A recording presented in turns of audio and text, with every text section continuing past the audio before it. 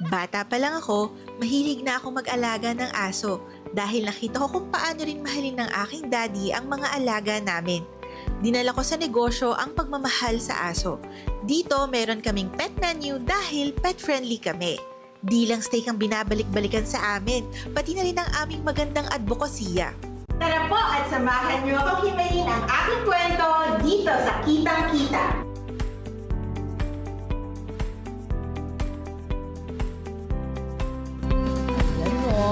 Nag-e-enjoy ang ating mga hot shots dancers ng kanilang steak. Look at that! At dito naman sa aking harapan, talaga naman, hindi pwedeng hindi natin ito matikman. Kailangan ding matikman po natin ang kanilang steak dito. O, dip natin dito. At lagayin muna natin dito. Tikman natin. Uy, nakaw! Uy! O, diba? May paganon. Tikim natin. Ay, wow. Wow. I love it. Eto na, tawagin na po natin. Ha? Ang isang negosyante na may pagmamahal po sa kanyang ginagawa at may pagmamahal po sa ating mga puspin at aspin. Ha? Sa kalsada, Miss Rachel Imperial. Miss Rachel! Hello po, Miss Love. Pasensya na, may kinakala ko. Wait lang. Hello po. Ang sarap! Thank you po. Ang sarap nito! Grabe! Wow! At ang lambot, ha? Yes po. Wow! Okay. Unang tanong ko sa'yo, bakit steak ang inyong napiling gawing business? At bakit in-incorporate nyo yung inyong advokasya para sa ating mga puspin at aspin? Okay po. So, bakit po steak? Kasi po, nung before po kami magkaroon ng steak tour ng restaurant, meron na po kami meat shop. Family-owned lang po. May meat shop lang. Yes po. Tapos, sabi ng daddy ko noon, bakit di na lang tayo? Kasi wala pa po akong mahanap na work na maayos noon. So, sabi niya, bakit hindi na lang tayo mag-start ng steakhouse mo? Gumanon siya po. Kasi sabi naman po niya na meron naman na tayong supplier para direct sa supplier po. And then para mabenta natin yung mga steaks natin at an affordable price, pero quality. Wow! So, yun na nga, affordable. Yes, At po. dahil doon, mula nang nag-open kayo, umabot na kayo ng 3 Branches, yes po. branches. Yes po. Ano ang naging sikreto? Ba't nyo napalago ng ganun? Ano ba yun? In the span of 1 year, 2 years? Hindi po, nag-start po kami since 2016. Uy, wow, matagal-tagal na rin. Tagal na po talaga. Tapos po, actually lumakas po kami nung pandemic. And then, kasi po kaya po kami lumago siguro dahil sa quality ingredients. Correct. Tapos po yung pagtrato po namin sa mga staff namin and sa mga customers namin, like family. And then, yun po, dapat po mura or affordable, masarap, and marami po. May quality pa rin. May quality pa quality and quantity, pinagsama nyo. Yes po. Ano to? Recipe nyong lahat ito? Yung ino-offer nyo dito sa inyong resto? Yes po, recipe ko po. Lahat? So, lahat po. Ano po yan? Paano mo inaral yan? Ano? In-R&D ko po yan mga 1 year bago po kami mag-open.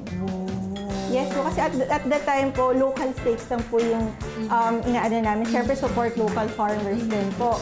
And then, sabi namin, di ba po pag local matigas? Yung totoo! Yes. Totoo! So, sa amin po napalambot naman po namin. So, marami pong pinagdaanan namin proseso? R&D. Yes po, na proseso. Nag-wet aging, nag-dry aging, mga ganun po. Marami rin ginastos. Ganun po talaga pag para makakuha kayo ng perfect na recipe, Yes kailangan po, yung gastusan. gumastos. Yun ang Yes inyong po. investment. Yes po, Okay. yung investment. Eto na, yung ating mga presyuhan. Sabi mo kanina sa amin, affordable siya.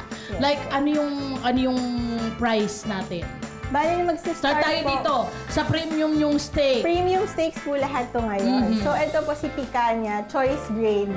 Nasa 1,300. Ano ibig sabihin ng choice grade? Para at least magkaroon ng idea ang ating mga kabarangay. So, sa USDA chart po kasi may select grade, may choice grade, and may prime grade.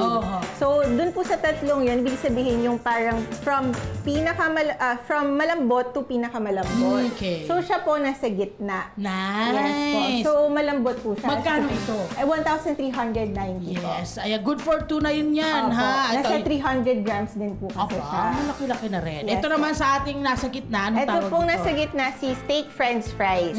So, meron na po siyang 100% USDA Angus ribeye, plus steak fries, plus steak fried rice, and may kasama na rin po siyang Ito. mushroom gravy na homemade po namin. Hindi po yan yung Wow! hindi po yan store-bought. Yung instant! Yes po, Yeah, hindi po. hindi. Matagal po yan. Parang ramen na kumbaga sa amin kasi po talagang Pinakuluan! Yes po. Galing naman! So, may mother sauce po talaga siya. Bakit ganon? Kasi yung ibang nagbe-business, kailangan nila ng at least yung makatipid ka, makamura ka sa, 'di ba, sa gastusin. Bakit kayo parang pinipili nyo yung mga pangmahirapan, pangmatagalan, 'di ba? Ano po kasi, parang yung pinapakain ko po, gusto ko yung parang pamilya ko na rin. So, kayo po ba pag nagpakain sa pamilya niyo, gusto niyo tinitipid? Or ikaw, Opo, or ako ikaw pa rin. mismo. Yes po, tama po. Or ako, ayaw po tinitipid. Gusto ko po may labor of Tsaka love. laging sabi ng ating mga matatanda, kapag talaga matagal ang pagluto, matagal ang proseso, napakasarap niyan Yes, pag natikman na. Okay, Correct magkano po. yung ganito? 1,999 lang po yan. Yan. Good for how many person Good naman for ito? 2 to 3 po yan. Okay. At syempre, meron pa silang ibang mga ino-offer dito. Yes ano itong po. mga ito, platters Rachel? po namin kasi po more on family din po yung nagdadayin sa amin. So, ito po, recipe din po to ng mom ko.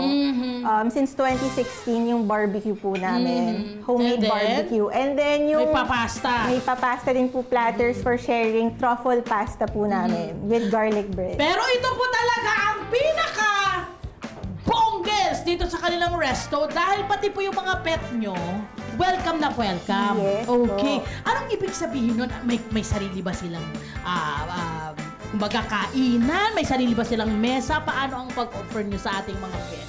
So, lahat Meals for pets ang tawag nyo. Yes po. So, lahat po ng branches namin pet-friendly kasi po mayroon po kaming advocacy for this case. So, yung mga pet menu po namin includes bony marrow soup, meron din pong fogger steak, and meron din pong chimken soup. Ang dari ng mga pet na yan! O, diba? Kasi nga parang pamilya na rin ang mga pet. Okay, Yes po. and And then, may sarili po silang pet bowl. Oh, wow! Yes po. And then, lahat po yun, no seasonings. Kasi po sa mga Yes, pets po natin, bad yun. Yes, bad po yung mga seasonings. So, boiled lang po siya. So, pati yun inaral mo. Yes po. Tapos pina-approve ko din po sa vet namin na kung safe ba itong mga menu ko bago ko po ilabas. Oh, bless your heart! Thank you po. And then, habang kumakain ka, yung pet mo, nasa tabi mo rin. Yes, nasa tabi rin po namin. Kumbaga, meron nandun sa floor yung kanilang Yes po. bowl, and Yes then po. doon nila Kakainin nilalanta po. ka ng masarap Yes na po. steak. O, Yes diba? po. Okay, magkano naman doon sa ating mga pet, yung Very- kanilang mga orders? Very din po affordable. Nasa 250 pesos po. And then lahat po ng profits namin from our pet menu will be donated to Strays to Oasis na co-founder din po ako. So, yun. Ba't mo na naman naisipan yun? Kasi po, pag nag-rescue, hindi lang po rescuing tayo nagsastop. Rescuing is the first step. And then, after po mag-rescue, ipapa-vet pa po. And then, kung paano po natin masustain yung mga pets, like ipapa-vet, ipapa-vaccination, ipapakapon. Ongoing pa po yun. Okay, gaano karami ang inyong mga pets? Aso, pusa. Personal dogs ko po 8. Personal rescues ko po 8. Tapos sa Strays to Oasis, currently 29 po. Okay, kailangan niyo ba ng tulong? Yes po. Yes, Bakit po baka ba? pwede rin. Yung ating mga pet lovers dyan. Yes po, O, pwede diba? Anong inyong mensahe sa kanila? So, kung pwede po kayong mag-donate, kung ayaw nyo naman po mag-donate, pwede rin po kayong mag-purchase from our pet menu. Yan po. Oo. Ano ang mensahe mo sa mga kababayan natin na may nakikitang mga stray dogs, saka mga cats sa kanilang mga lugar? Bale po, ang kinaibahan lang po talaga namin mga rescuers, may initiative po kami.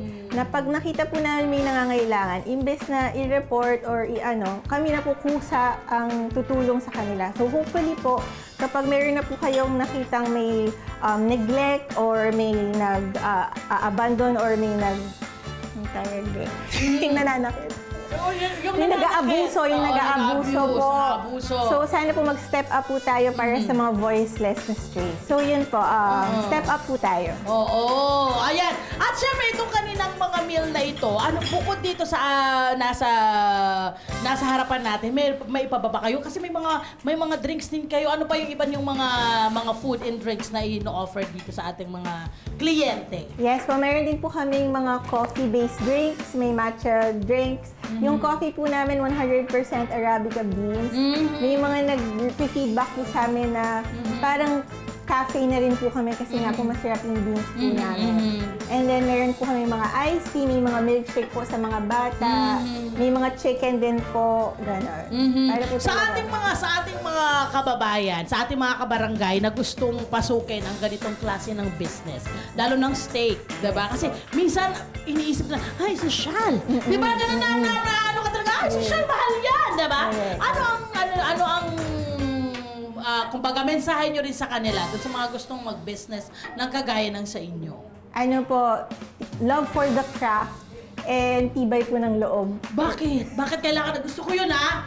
Bakit? Kasi ang nakikita lang natin success eh. Yes, di ba? po. Pero yung behind ng success na yon, ang mahabang proseso, ano yung mga proseso na kailangan pagdaanan ng isang business woman? Well, sa pagkakaroon po ng business po kasi, usually po talaga may mga problems. Hindi naman po mawawala yun. Kung wag niyo pong tingnan din as a business owner na dahil may problema parang negative po. Think of it as parang challenge. So, bawat po may challenge, ibig sabihin, nag-i-improve po yung business niyo. So, parang learning niyo na rin po yun. Kasi parang learning is the best teacher po. Oo. Parang experience is the best teacher. Correct. And So, yun. napakaganda ng idea mo na parang naging pet-friendly kayo. Yes, Saan mo nakuha yung idea naman na yun? Yung pagiging pet-friendly po, parang... Ng inyong restaurant mismo, ha? From my dad po kasi, ever since po bata pa lang kami, marami na po kaming pets. Hilig na po kami sa dog. And then recently lang po, nung nag-open na po kami, parang doon na po namulat yung mata ko sa mga strays. So sabi ko po before, kasi nagdo-donate lang ako sa mga rescue organization. Sabi ko, parang I can do more. So sabi ko, tapos biglang doon na po, parang doon ko na po na-realize na may responsible pet ownership, may pagpapakapon po ang solusyon. Correct. Yan po. So parang sabi ko, sige, yan magiging... At nag-open ka ng Yes. organisasyon Yes po. na solely for stray Yes dogs and po. cats. Opo. Wow! Yes I po. mean, ano pa ang mga nakikita mong pwedeng mangyari dito sa business mo and at the same time sa advokasya mo? Sana po mag-branch out pa po kami para we can help more strays, we can feed more people na masasarap and affordable na mga ino-offer po namin na steaks. And then, since hindi naman po ata kami tatagal ng 9 Yes! kung hindi po masarap and affordable. Kung yung hindi steak. quality ang Kung hindi inyong quality. produkto. Correct At po. hindi lang yon, binibless kayo kasi binibless nyo rin yung ating mga stray dogs and cats. Thank you po. Nako, syempre sa ating mga kabarangay! Yung mga ganitong klase ng mga entrepreneur na mga kababayan, mga kabarangay natin, kailangan po natin sinusuportahan dahil hindi nyo lang po sinusuportahan ang business nila, sinusuportahan nyo po yung advocacy nila. Number 2, tinutulungan nyo rin po silang makapag-create ng mga trabaho para sa ating mga kabarangay. Pakisabi sa tatay mo, sana dumami pa siya. Kasi siya yung nagturo sa'yo, ano? Nakapangahusay. Ayan. Maraming salamat, Rachel! Hi! Sa Palaman! Sa Profile! Mga Kanet 25! This is Love and New Verbo! For more love to the pet and everything updates, just click the subscribe button and follow us on our Net25 social media pages at Net25 TV and Net25 Entertainment Facebook. See ya! I love ya!